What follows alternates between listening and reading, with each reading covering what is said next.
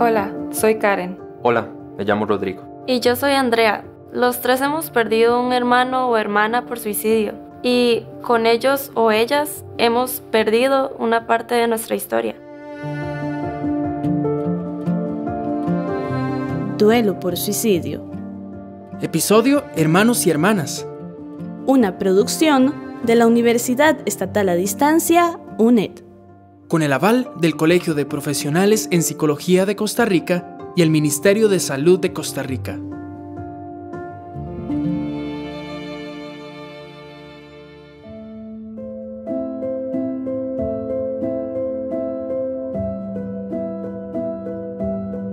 En este episodio sobre las vivencias de duelo por suicidio, Jackie Secades Méndez, psicóloga y suicidóloga, compartirá su análisis sobre las emociones y las vivencias más comunes que relatan las y los sobrevivientes de una pérdida por suicidio. Es decir, las personas que quedan profundamente afectadas tras el suicidio de alguien con quien compartían un vínculo afectivo significativo. En el caso de este podcast, hermanos y hermanas. Escuchemos el siguiente relato de Andrea, hermana sobreviviente.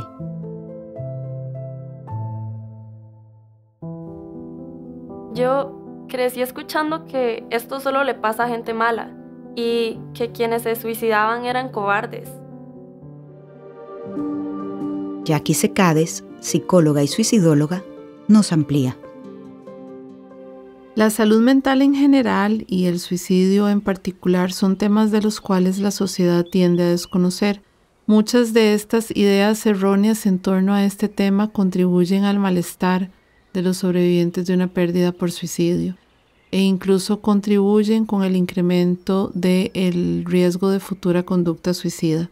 Los sobrevivientes ingresan a esta experiencia, pues usualmente como un reflejo de esa sociedad a la cual pertenecen, plagados de muchísimos mitos e ideas erróneas. Y sufren mucho precisamente porque estas ideas se vuelcan en su contra y en contra también de sus seres queridos fallecidos. Es por eso que una parte importante del proceso de duelo para estas personas cruza necesariamente por la educación, de manera tal que adquieran conceptos básicos que les permitan tener un conocimiento más amplio de lo que ha sucedido. Rodrigo, hermano sobreviviente, nos cuenta sobre su experiencia. Durante mucho tiempo busqué razones y culpables. Esa búsqueda fue difícil, pero importante, pues me ayudó a aceptar que no obtendré respuestas a todas mis preguntas. Jackie Secades, psicóloga y suicidóloga, nos comenta. Una de las primeras tareas de los sobrevivientes de pérdida por suicidio en su proceso de duelo es precisamente construir una explicación de lo sucedido, una explicación que les sea lo suficientemente aceptable para poder seguir adelante con sus vidas. Este es un proceso muy personal que implica una serie de preguntas para las cuales no siempre se van a encontrar respuestas. Y partiendo de esa premisa, es importante que aunque no se encuentren todas las respuestas que se buscan, se permita seguir adelante con esa búsqueda, tal y cual la persona lo necesite. Velando, eso sí, porque ésta nunca perturbe pues, a quien la emprende y que tampoco atropelle a otras personas. Creo que es importante agregar que aunque esta búsqueda es personal o precisamente porque es una búsqueda personal, no es prudente compartir aquellas cosas que se vayan encontrando en el camino con personas que no nos hayan expresado abiertamente su deseo de conocer ese tipo de detalles, porque aquello que puede ser de bienestar o traer bienestar o paz para una persona podría perturbar profundamente a otra. El tema del suicidio es amplio y complejo. Karen, hermana sobreviviente, también nos comparte su experiencia en relación al tema de la culpa. Empecé a buscar culpables y durante un tiempo odié a quienes yo consideraba habían causado la muerte de mi hermano. Luego, comprendí que esto del suicidio tiene muchas causas y nadie debería ni podría de ser señalado como un culpable directo. Poco a poco, esto fue calmando mi enojo. Jackie Secades nos amplía sobre el concepto de la culpa que suele acompañar a las personas sobrevivientes de una pérdida por suicidio. Cuando en la vida las cosas no resultan como esperábamos, es muy frecuente que analicemos lo sucedido. Y pues en ese análisis vamos a sentar responsabilidades y el suicidio no es la excepción para esta regla. Con frecuencia tras este evento se tiende a buscar un culpable. A veces el doliente apunta en dirección a otras personas, a veces se culpabiliza a sí mismo. Sin embargo, ambas de estas posturas son erróneas, porque el suicidio es un fenómeno multicausal. Eso quiere decir que obedece a la interacción de varios factores. De esta manera podríamos decir que nunca una persona podría ser señalada directamente como el culpable de un evento de este tipo. En ocasiones lo que sucede es que las personas concluyen que el último evento conocido en la vida de la persona que falleció es la causa, cuando en realidad es el detonante. Y por detonante vamos a entender esa gota que derrama el vaso, entendiendo siempre que esa misma gota en un vaso que no estuviera colmado no va a provocar ese efecto, y que si no hubiera sido esa, hubiera sido la siguiente, que el problema era precisamente que el vaso estaba lleno y ya estaba sobrepasado en su capacidad de contener las situaciones que estaba viviendo. También es importante mencionar que a la hora de realizar este análisis, la gente lo hace en retrospectiva, lo cual implica que hoy que estoy analizando lo sucedido, cuento con conocimientos que yo no tenía en el momento en el que se estaban dando las cosas. Es muy probable que podamos identificar oportunidades de mejora, eso es cierto para todo en la vida, e incluso adquirir nuevos conocimientos, pero siempre comprendiendo que en el momento en el que estábamos viviendo las situaciones, estábamos haciendo lo mejor que podíamos hacer con la información y con los recursos que teníamos en ese momento. Y que si hoy contamos con mayores recursos de los que teníamos en el pasado, eso nos ayudará a hacerle frente de una mejor manera a las situaciones que se nos puedan presentar en el futuro. El suicidio genera expectativas a nivel familiar e incluso a nivel de la comunidad.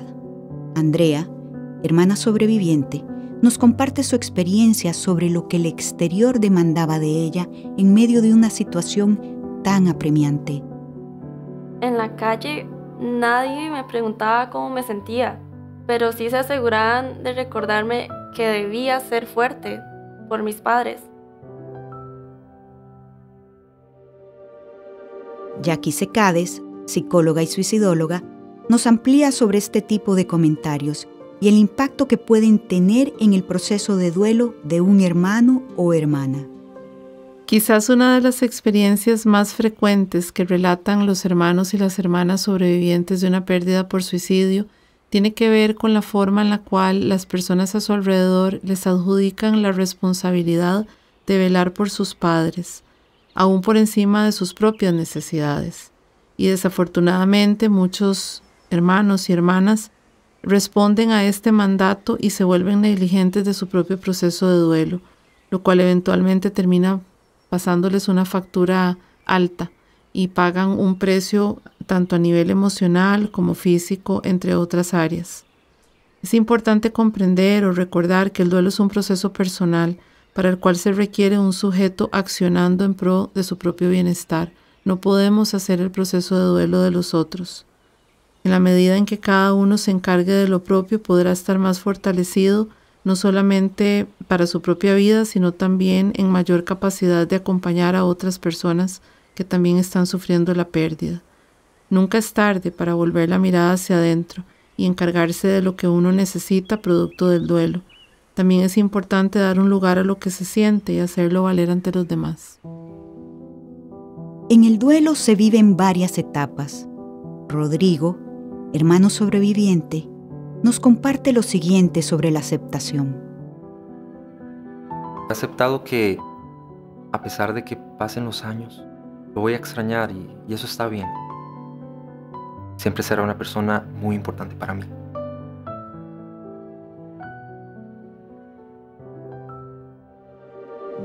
Escuchemos a Jackie Secades. Ella nos explica sobre el proceso del duelo y la importancia que la aceptación juega en el mismo. El duelo es un proceso único para cada persona. Es algo así como una huella digital.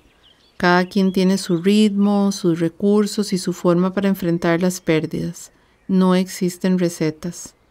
Sin importar cuán perturbador sea el suicidio como la causa del fallecimiento, aceptar esa realidad es indispensable para poder iniciar un sano duelo.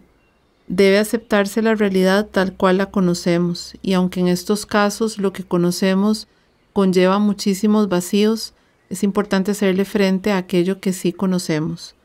Acoger esa realidad es inevitable que va a generar muchísimas emociones, algunas incómodas. Sin embargo, hay que dejarlas ser para que puedan ir perdiendo fuerza.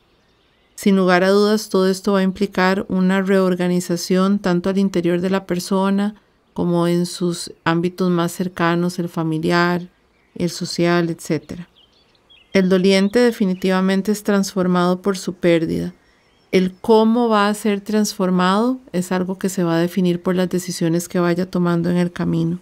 Es así como nos vamos empoderando y vamos creando la posibilidad de crecer también a partir de estas experiencias. El objetivo del proceso no va a ser nunca despedirse del ser amado, pues siempre se va a querer a las personas que han sido importantes en nuestra vida.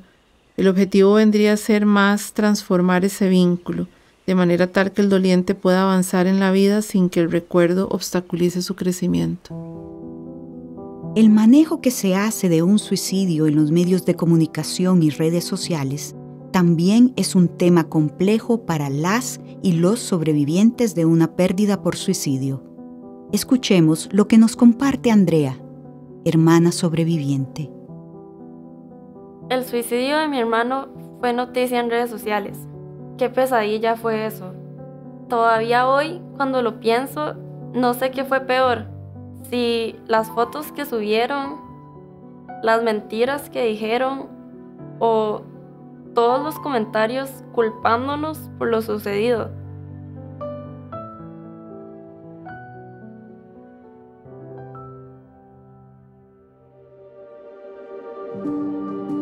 Escuchemos a Jackie Secades, psicóloga y suicidóloga. Ella nos amplía sobre la preparación que los sobrevivientes de una pérdida por suicidio deben tener para enfrentar los comentarios insensibles de quienes los revictimizan.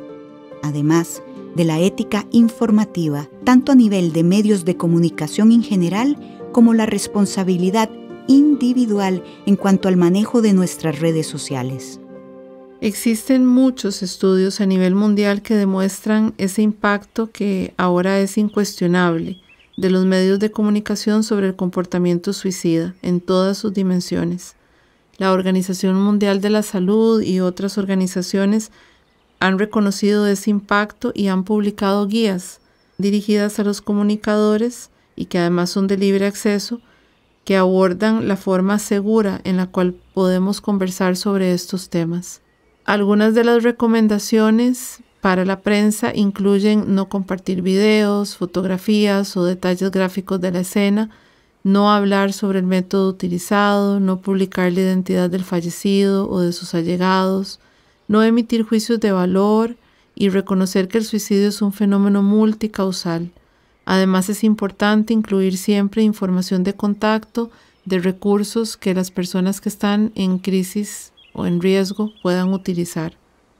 Estas indicaciones no son solamente útiles para la prensa, sino también para la población en general, ya que a través de nuestras redes sociales cada uno de nosotros se convierte en un comunicador y por ende somos responsables tanto de nuestras publicaciones como del efecto que puedan ocasionar en las personas que las leen.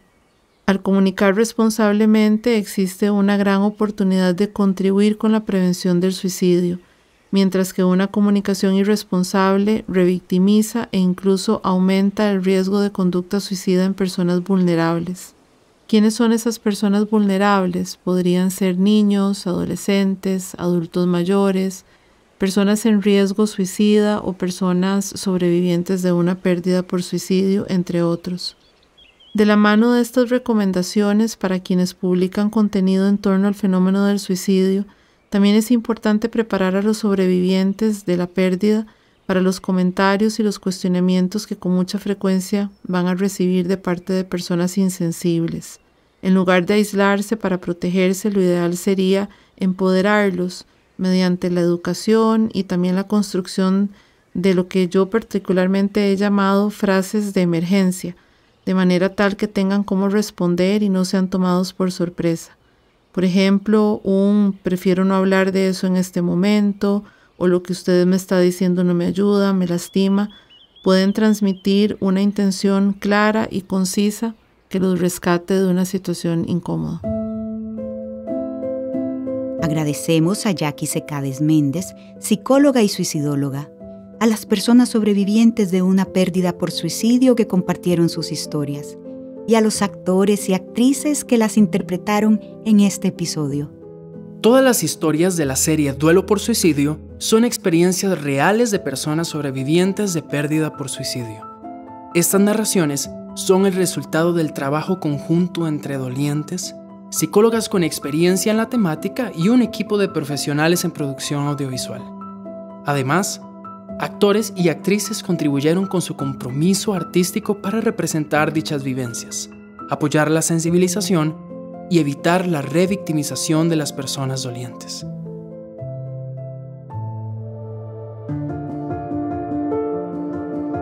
Duelo por suicidio. Episodio Hermanos y Hermanas. Una producción de la Universidad Estatal a Distancia, UNED.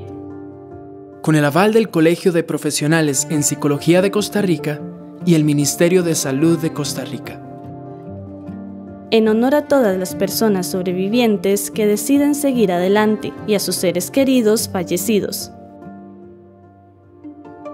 Recordá: escuchar es prevenir.